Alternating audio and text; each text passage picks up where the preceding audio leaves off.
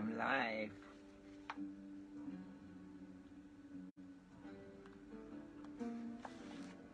Hello, good morning. It's Thursday, the 13th of April 2023. And I'm reading the next chapter out of Joan Grant's book, So Moses Was Born. This is a far memory book. She's describing her life as Nebunefer, who is going to be an uncle of Moses. Originally, Nebunefer was going to be the royal heir, but he yields the crook and flail to his younger brother, Ramoses II, and retires to the living waters, a remote estate. And then he has a dream, and he's called to the Pharaoh. Anyhow, there's this theory that Moses might have been the son of Ramoses.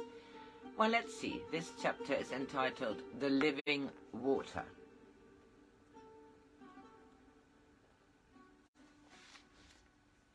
It is unnecessary to describe in detail the route we took to the living water, for you, my dear nephew, will not be obliged to go there in secrecy.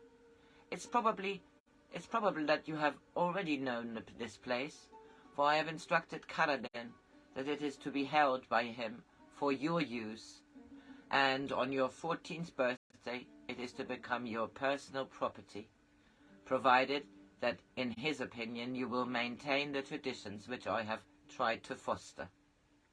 Although its boundaries are so restricted that you could walk round them between dawn and sunset, it will prove refreshing to have at least one property where you rule, because you are chosen only in virtue of affection.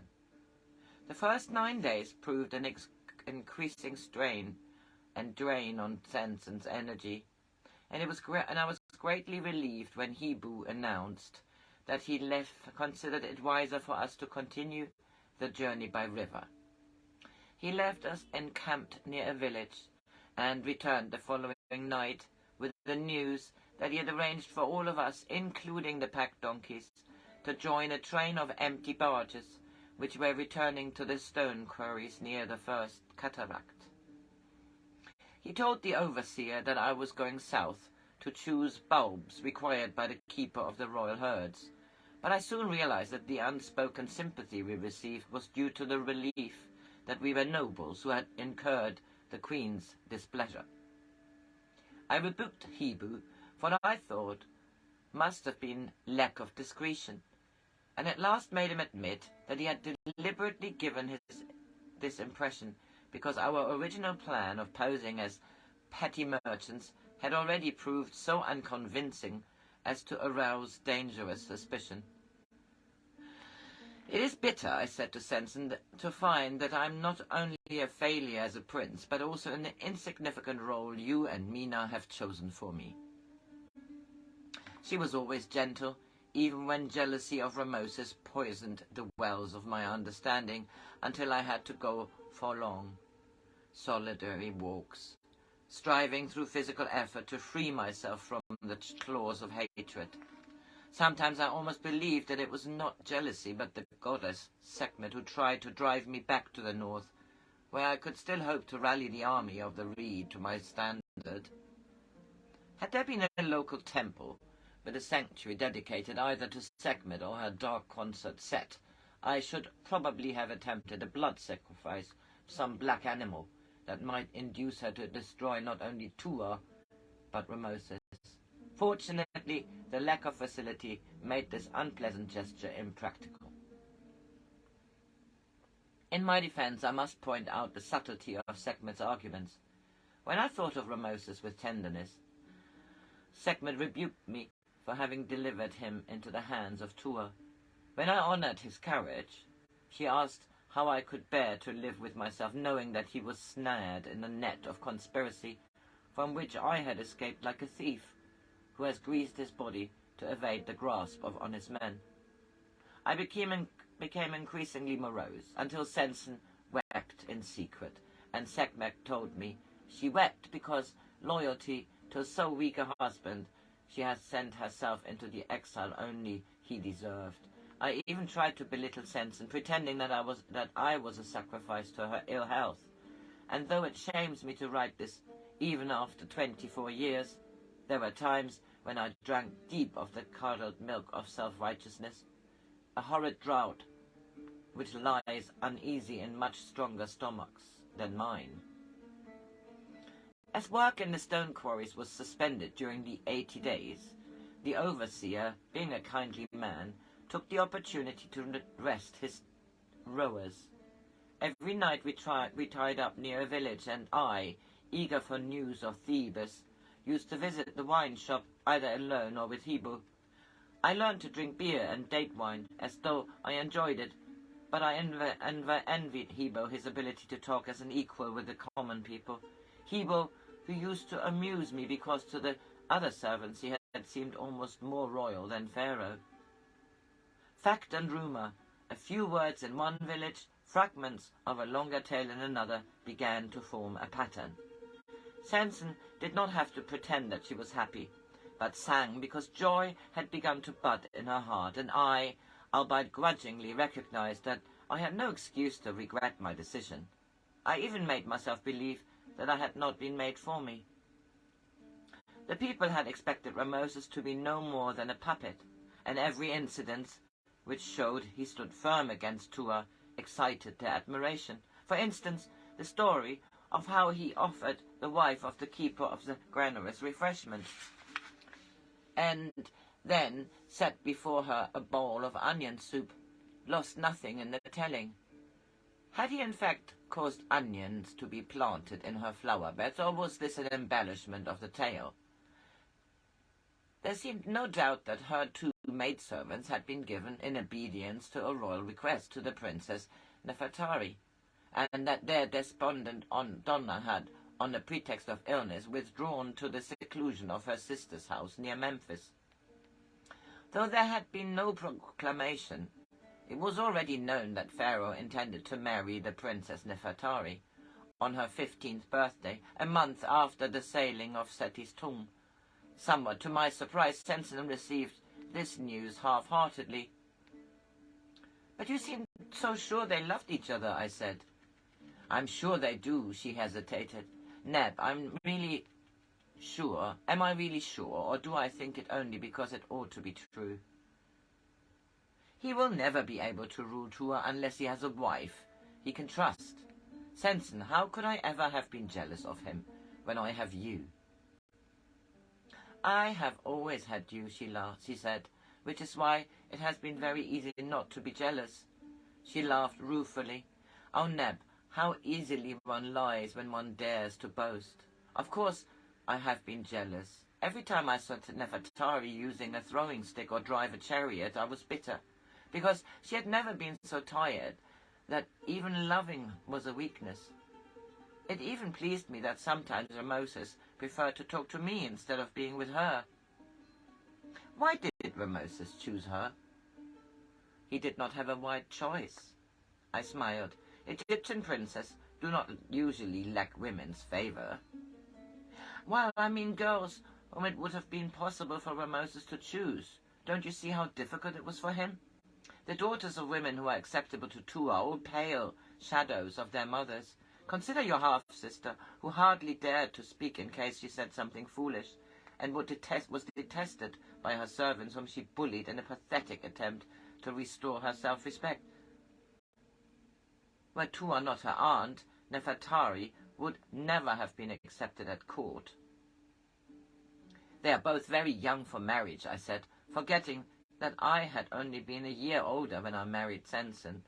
"Will she be clever enough to pretend a little awe of him?" "Pretend?" I kissed her.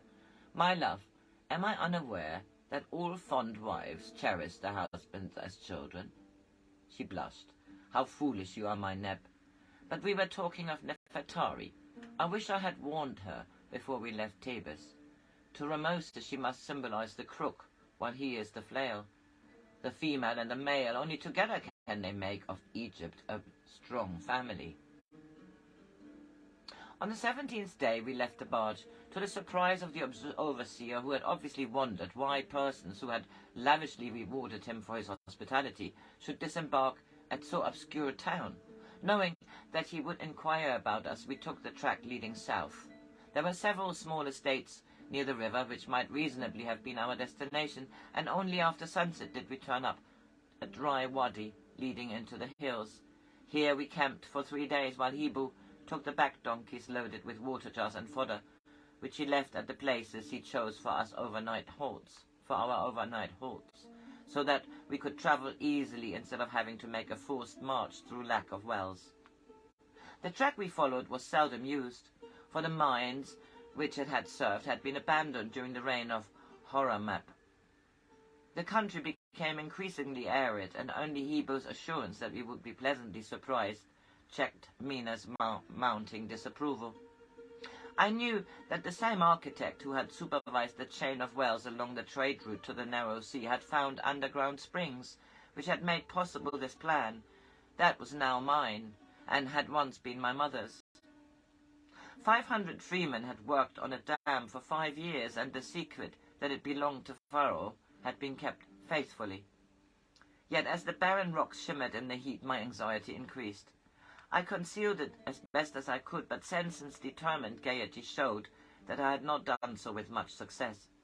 On the morning of the 3rd day, we left the trail and clambered over loose stones up the bed of an ancient stream. It was too steep for the litters, but Sensen said she was eager for a chance to climb with me, and even insisted on helping us to urge the donkeys by cajolery instead of stick applied with monotonous regularity to their hindquarters. Mina plodded behind us, tight-lipped. When she was not muttering forebodings, I tried not to overhear. The cliffs narrowed for above us. A solitary hawk seemed painted on the hard blue sky. I shivered, reminded of the one spread wings of vultures on the roof of the passage leading to Seti's burial chamber.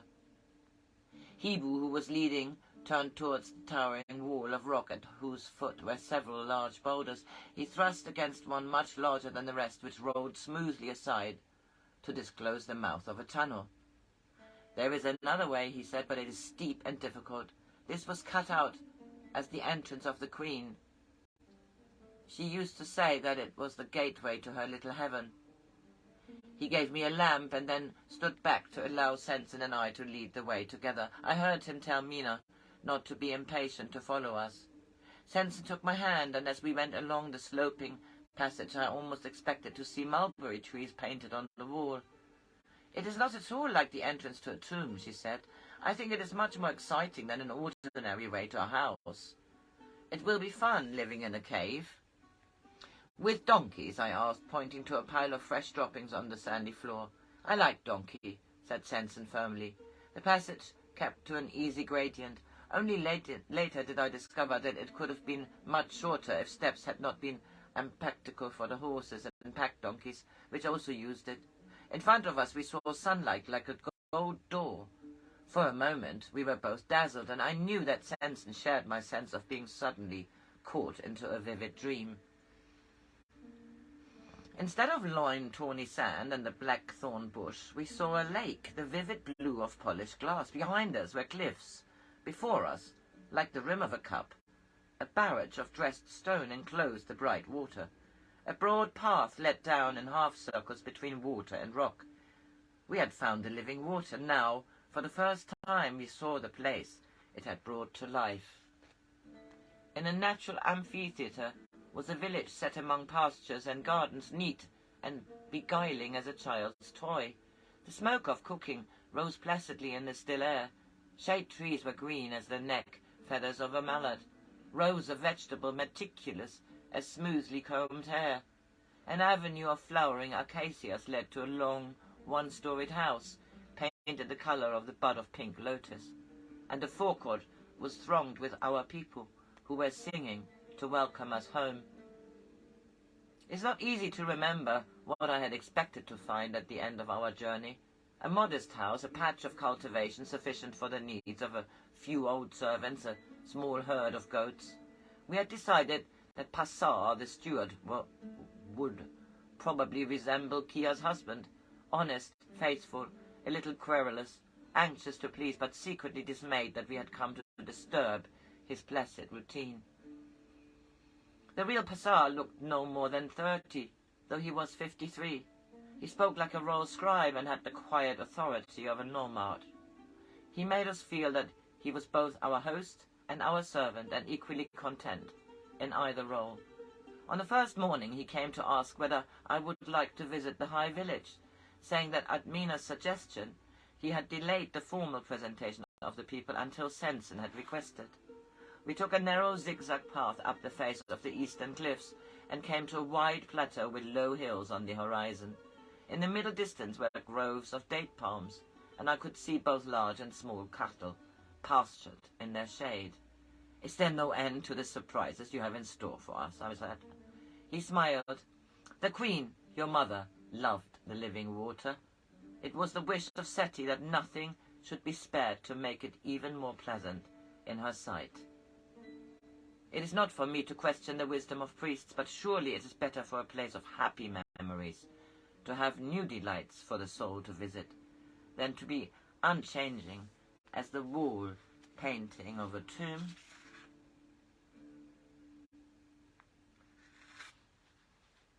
He pointed to the groves. They were planted because once the queen said that shade would be pleasant when she came here to watch the sunset. So I looked for another source of water. For 2 years I found none, though many wells were dug. But in the 3rd year the sand was moist at 30 cubits, and the springs of sweet water are sufficient for 3 wells. As we came nearer I could see houses among the trees. He pointed to them. "Here live the herdsmen, and those who make the date wine. We barter for grain in riverside villages." "If you barter with villages, surely our arrival may arouse unwelcome curiosity," I said, with a sudden return of anxiety. "I take only a small quantity at any one time, and place such as would be sufficient for the needs of the 30 who live up here. Only our own people know we are more than 30.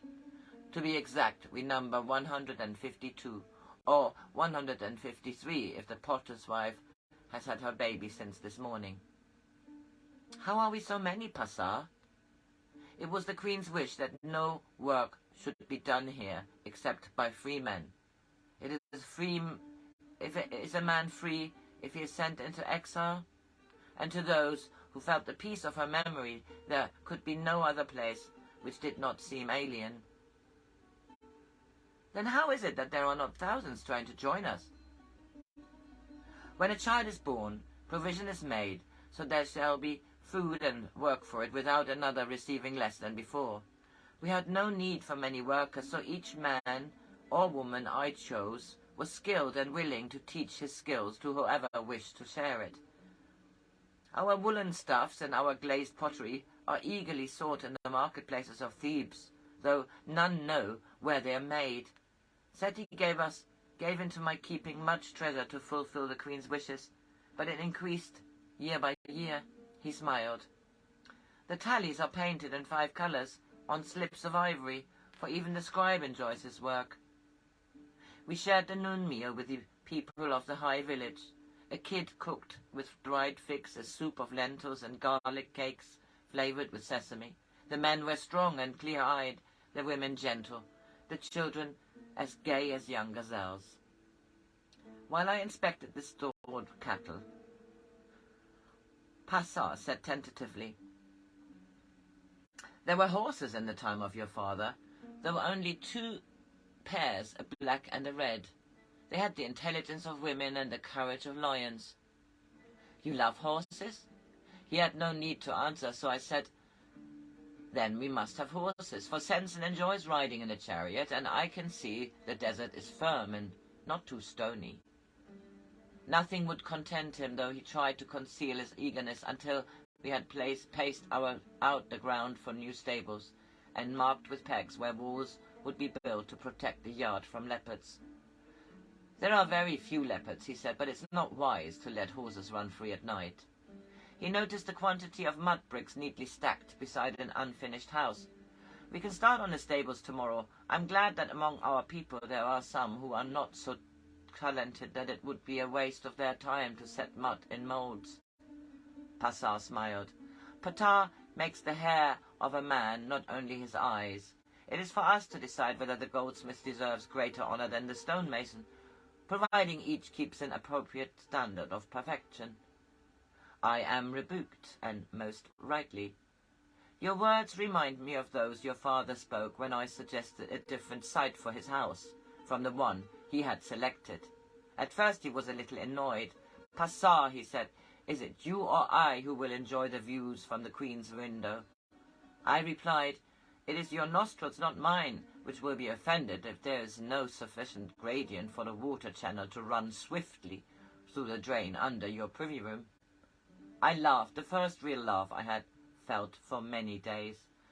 Passard, I said, you will do much more for us than protect our nostrils. You will keep our hearts free from the cobwebs of complacency. So that is the end of this chapter entitled The Living Water, Their New Home. Nebunefer. Bye-bye.